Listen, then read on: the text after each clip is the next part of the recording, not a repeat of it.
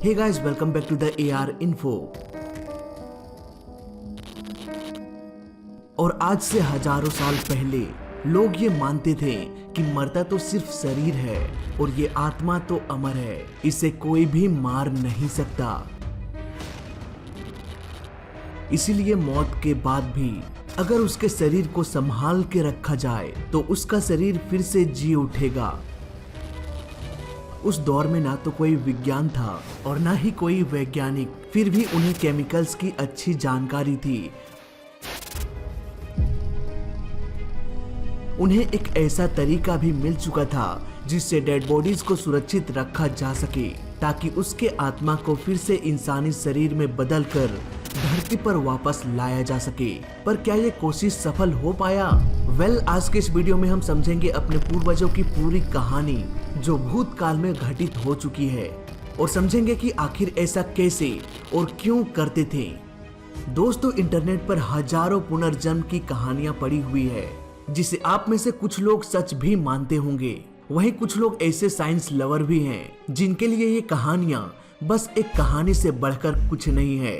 पर प्राचीन काल में इंटरनेट तो था ही नहीं, फिर कैसे उनके बीच एक ऐसा इन्वायरमेंट क्रिएट हो गया कि उन्हें इस बात पर यकीन होने लगा कि मरने के बाद भी जीवन होता है।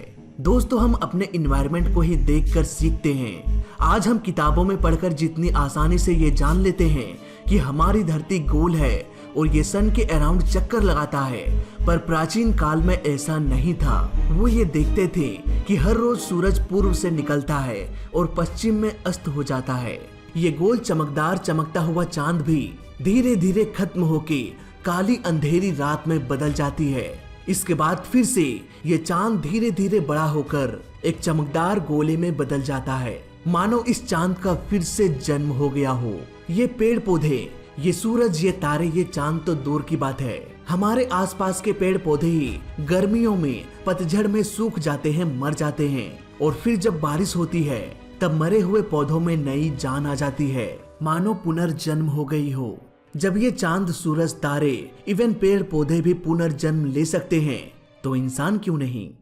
कहीं ना कहीं ये घटनाएं हमारे पूर्वज को इस बात की ओर प्रेरित कर रहा था कि मरने के बाद भी जीवन का चक्र खत्म नहीं होता, बल्कि एक नई जिंदगी की पुनर्जन्म की शुरुआत हो जाती है। अब हमारे पूर्वज को ये पता लगाना था कि इन पेड़ पौधों के जैसे कैसे इंसान भी फिर से जीवित हो सकता है। आखिर पुनर्जन्म का प्रोसेस क्या है?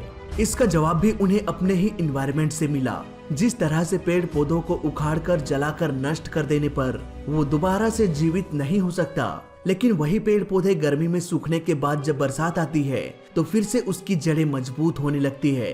वो जड़ें नए पौधों को जन्म देती है। ठीक उसी प्रकार इंसानों के डेड बॉडीज को भी संभाल कर रखना पड़ेगा। बॉडीज को जलाकर नष्ट कर देने से उसकी आत्मा स्वर्ग चली जाएगी और दोबारा फिर से वो जीवित नहीं हो पाएगा। आजकल के सारे मूवीज भी इसी बेसिस पर लिखा जाता है। तो अब हमारे पूर्वज को ये पता चल चुका था कि मरने के बाद डेड बॉडीज को प्रिजर्व रखना पड़ेगा, तभी उस व्यक्ति की आत्मा फिर से जन्म ले पाएगा।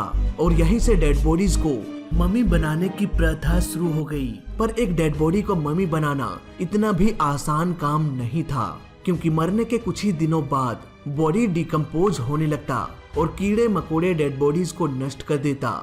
समय के साथ साथ हमारे पूर्वजों ने वो तकनीक भी सीख लिया जिससे डेड बॉडीज को डिकम्पोज होने से रोका जा सके।